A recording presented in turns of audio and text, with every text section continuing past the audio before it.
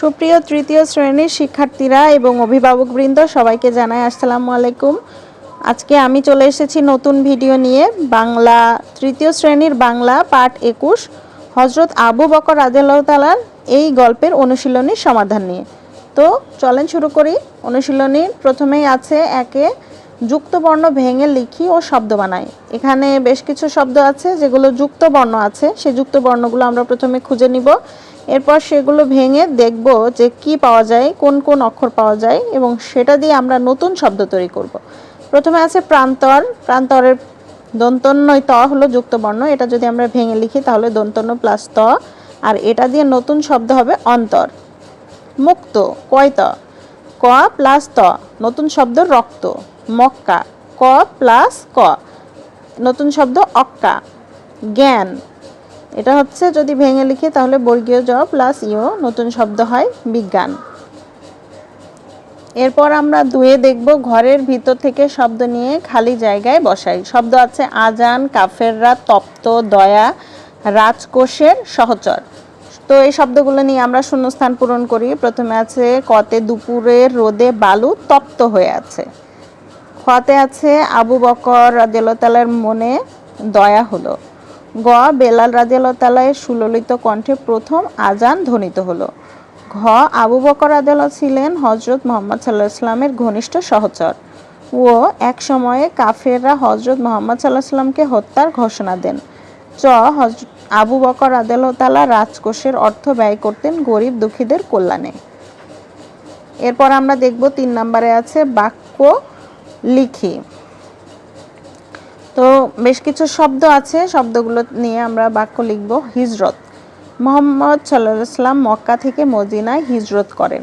আজান, মসজিদ থেকে আজানের শব্দ শোনা যাচ্ছে। সহচর, তারা দুজন ঘনিষ্ঠ সহচর। অত্যাচার, কাউকে অত্যাচার করো না। অসহায়, সে খুবই অসহায়।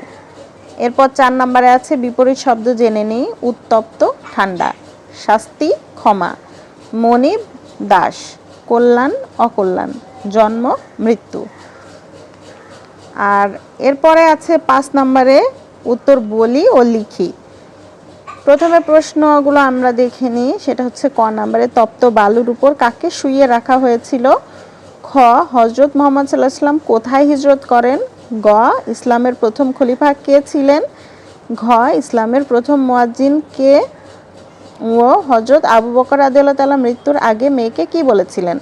তো এই প্রশ্নের উত্তরগুলো নিয়ে আলোচনা করার আগে আমি বলতে চাই, যারা ভিডিওটা এ পর্যন্ত দেখেছেন তাদেরকে অনেক অনেক ধন্যবাদ।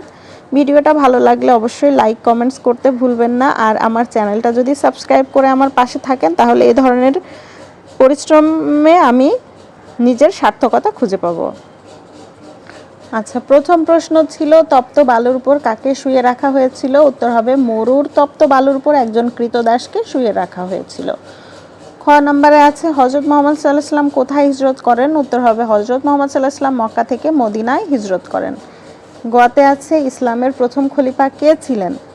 উত্তর হবে মহানবী হযরত মুহাম্মদ সাল্লাল্লাহু আলাইহি ওয়াসাল্লামের মৃত্যুর পর হযরত আবু বকর রাদিয়াল্লাহু তাআলা ইসলামের প্রথম খলিফা হন। এরপর আমরা দেখব ঘ নাম্বার ইসলামের প্রথম মুয়াজ্জিন কে। উত্তর ইসলামের প্রথম মুয়াজ্জিন বেলাল রাদিয়াল্লাহু তাআলা, তার সুললিত কণ্ঠে প্রথম আজান ধ্বনিত হয়। এরপর আছে ও হযরত আবু বকর রাদিয়াল্লাহু তাআলা মৃত্যুর আগে মেয়েকে কি বলেছিলেন। উত্তর হবে মৃত্যুর আগে তিনি তার মেয়ে আয়েশা রাদিয়াল্লাহু তাআলাকে বলেছিলেন, মা আয়েশা, আমার কাছে রাষ্ট্রের একটি উট ও একজন দাস আছে, আমার মৃত্যুর সাথে সাথেই তুমি তা পরবর্তী খলিফার কাছে পৌঁছে দিও।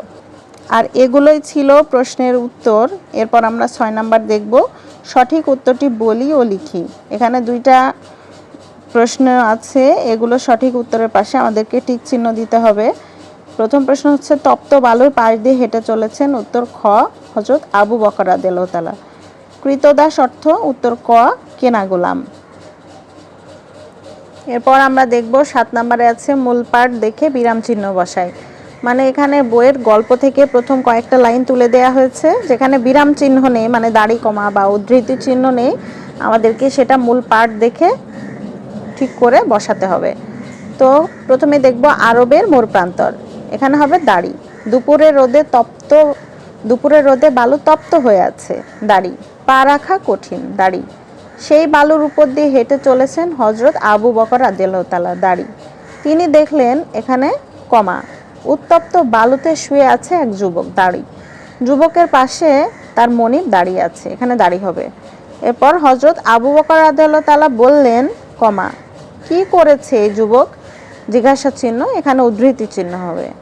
কেন তাকে শাস্তি দেওয়া হচ্ছে, এখানে জিজ্ঞাসা চিহ্ন। তো এর মাধ্যমে শেষ হয়ে গেল এই অধ্যায়ের অনুশীলনীর সমাধান।